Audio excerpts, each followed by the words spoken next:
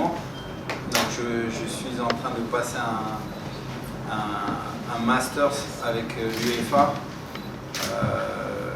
par rapport au management du sport et marketing, développement, droit. Et en fait, mon apport sera une expertise par rapport à mon expérience de joueur, mon expérience d'adolescent aussi qui est passé par des académies, donc d'adolescents originaires de Guyane aussi, donc un peu similaire à Madagascar. Et ensuite, par rapport à ce master que je suis en train de passer, donc, qui est aussi sur une période de 2 ans, il était intéressant pour moi de trouver un projet.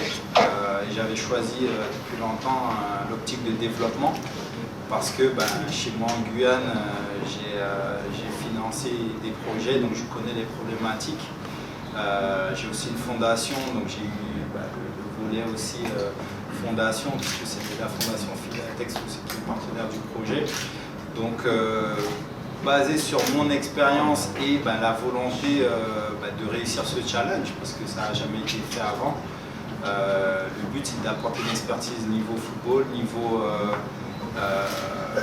qualitatif et aussi sur la vision, sur comment faire en sorte que ce soit un projet périn, donc pas seulement sur la structure, le building, mais comment former les gens et leur donner une direction par rapport à un projet académique, donc par rapport à un savoir-faire et à un vécu que j'ai, un vécu personnel, un vécu professionnel.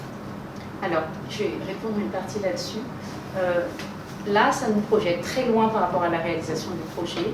Donc du coup, la réponse, elle va être celle qu'on a aujourd'hui. Elle peut évoluer avec le temps sur le schéma final du projet qui va avoir lieu. Mais en tout cas, une chose est sûre, ce sera des jeunes qui seront sélectionnés par rapport à des compétences footballistiques. Parce que comme on vous l'a expliqué tout à l'heure, on veut former les vrais footballeurs professionnels malgaches de demain. D'accord ? Donc il va y avoir un pool d'experts qui inclura sans doute des footballeurs experts, qui inclura aussi les compétences de la Fédération malgache. Vous connaissez la catégorie d'âge ? Là-dessus, je crois qu'on n'est même pas encore fixé. On n'est pas du tout fixé sur la catégorie d'âge.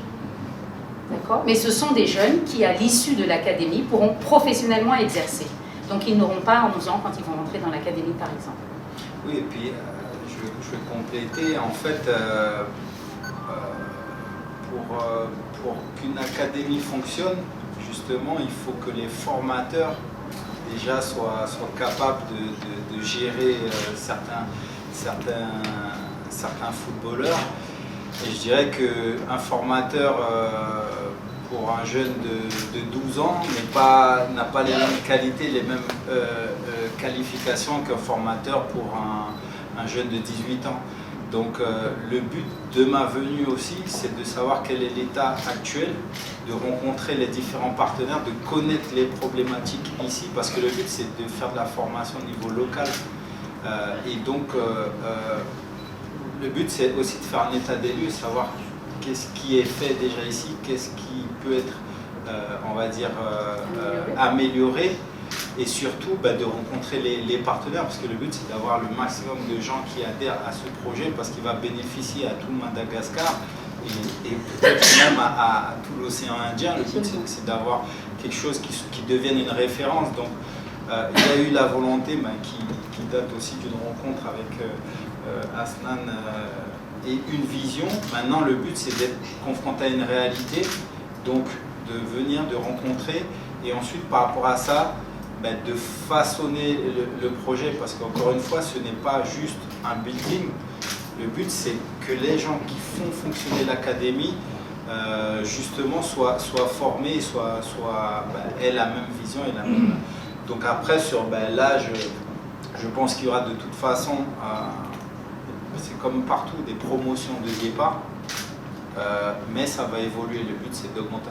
Mais le but c'est d'être dans le qualitatif, je pense qu'au départ ce sera un nombre restreint et que ça va augmenter au fur et à mesure de la qualité de la formation et du nombre de personnes qu'on pourra recruter pour justement s'occuper de ces jeunes, parce que le but c'est pas de parquer des jeunes dans une académie qui soit livrée à eux-mêmes, c'est qu'ils soient vraiment encadrés et épaulés pour affronter la vie.